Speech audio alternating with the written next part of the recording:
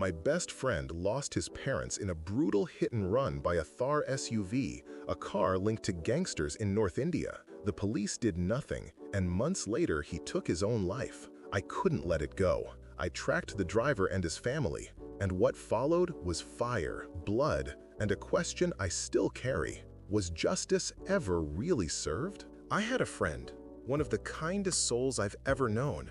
The kind of man who wouldn't even hurt a fly. His parents were run over by a Thar, a big two-door SUV often driven by wannabe gangsters and small-time goons who like to show off power on the streets. They had just gone out to buy vegetables.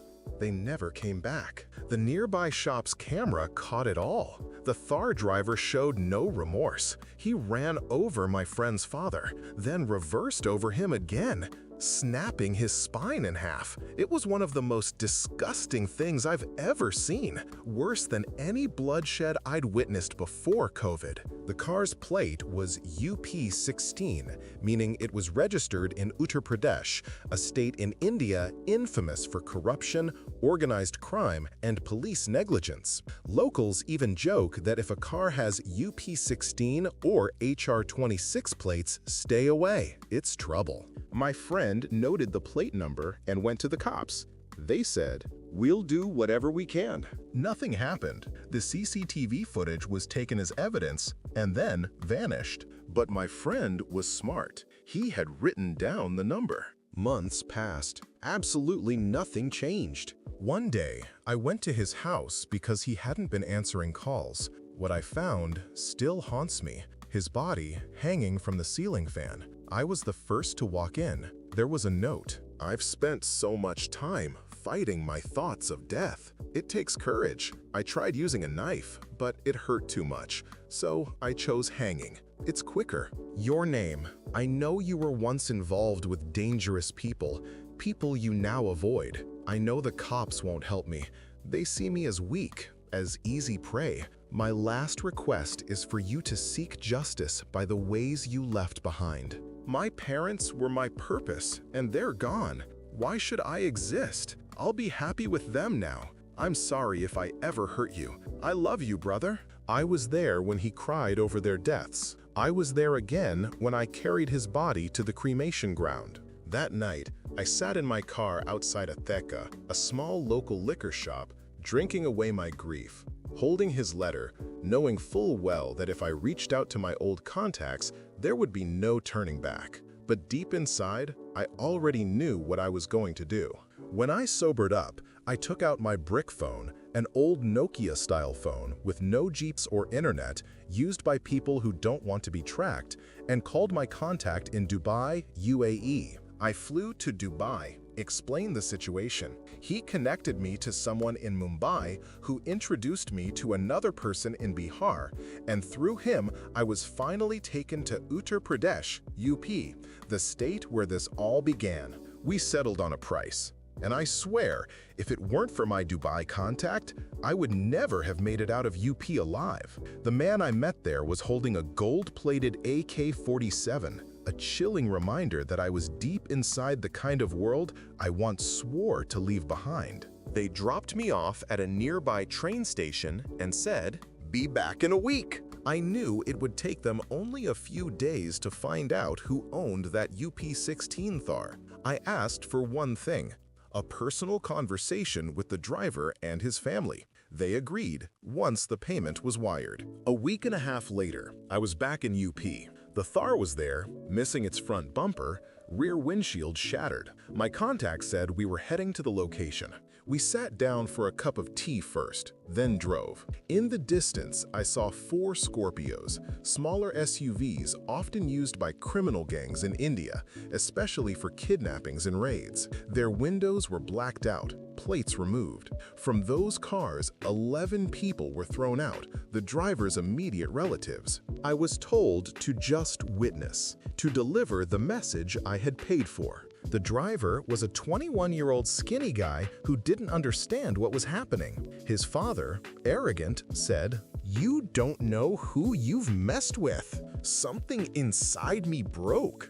I laughed like a maniac, walked up to him and said, "God brought me here to serve justice." Everyone went silent. The 21-year-old shouted, "I'll kill you all!" I told him my friend's name and asked, "Do you remember an uncle and aunt you ran over that day?" He smirked and said, "Oh yeah, uncle was shaking like a pulajari, that sparkling fire stick people use during Diwali, the second time I ran over him. That was it. No mercy." His parents defended him, blinded by arrogance. The 21-year-old and his parents were shoved into the broken Thar, and the vehicle was set ablaze. Their screams, "That's the burden I carry." The rest of the relatives were gunned down. It was simple. For the loss of 3 innocents, a bloodline was erased. Afterwards, I was fed, driven back to the station. My contact said, "If you ever come back to my city, you're always welcome at my home." When I got home, I broke down crying. "Brother," I whispered, "justice has been served." 2 months later, I left the country for good. Since then, I've come to believe there are no good or bad paths, just paths, each shaped by experience. Seeking justice is everyone's right, but when the legal system refuses to hear you, you must make a choice. You can all see me as a bad man, but I live with what I've done. I help others, I donate, I try to do good. Maybe that's how I balance the scales. Maybe that's why my contact in Dubai helped me. He told me, "This path isn't meant for you. You're strong-willed. If it were, you'd be ruthless. For your friend, I'll help you. Don't fear evil. Embrace your fear, or it will consume you." And I did. Second story. My landlords ended my lease after 6 years, so I started clean water initiatives, secretly running up their water bill for months. Even after I moved out, I kept the petty revenge alive with glitter bombs and air horns. I lived in my previous rental for 6 years. Never once had an issue with my landlords who happened to be my next door neighbor. I would go over there, we would cook meals together, hang out in the yard, let our kids play, and then suddenly it all changed, with a series of events that left me hopeless and defeated. No need to fear. Being the Libra that I am, I worked on figuring out a way to get my revenge without it being blatantly obvious that it was a me and B not getting me arrested. So I sat on it for a while. One day an idea finally came to mind. I remember them saying one summer not to use water from inside the house to water my plants, but rather use the outside hose because that's connected to a well, while the inside of the house runs with municipality water. My lease states that the landlords will take care of water. Wow, the tenants' responsibilities are garbage, electric, and any gas used to heat the house. This is where I got my idea whenever they weren't at the house, or when I was up early in the morning, or whenever I thought about it. I would go into the bathroom, fill up my bathtub, and then empty it and then fill it again. I would leave random sinks running while I left to do errands or go to work. I called this Revenge Clean Water Initiatives. The water bill came quarterly, I believe, so there was a lag before I finally started seeing the fruits of my labor. I almost tripled the water bill by our second quarter in office, and we could not have been happier with the payoff. These idiots had themselves convinced the reason the bill was high was because I was using the inside water to water my outside plants. I did this for the entire year leading up to them giving me 30 days notice in December to find a new rental as they would not be continuing with my lease. Frustrated, I went down to the basement to rock the water heater back and forth, which I've been doing for a few months when suddenly I pushed a little too hard, and the amount of water that rushed into my basement was insane. I stood there in shock and also procrastinated because I knew I couldn't run over to their place immediately. I had to let the water build up a little because I didn't want to act suspicious. I still reference clean water initiatives, and I laughed to myself every single time.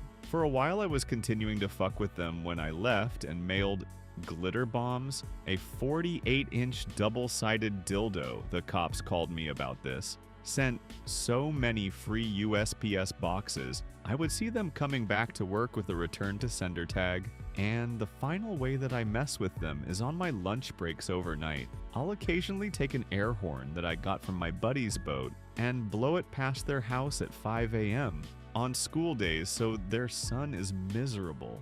I'm well aware that some of this makes me a complete pause, but I really don't care. You terminated my lease during Christmas, so I couldn't even make it magical for my son that year. Not to mention that it is also our peak season where I work, so I was working 7 days a week, 10 hours every day, and it tested my will to live.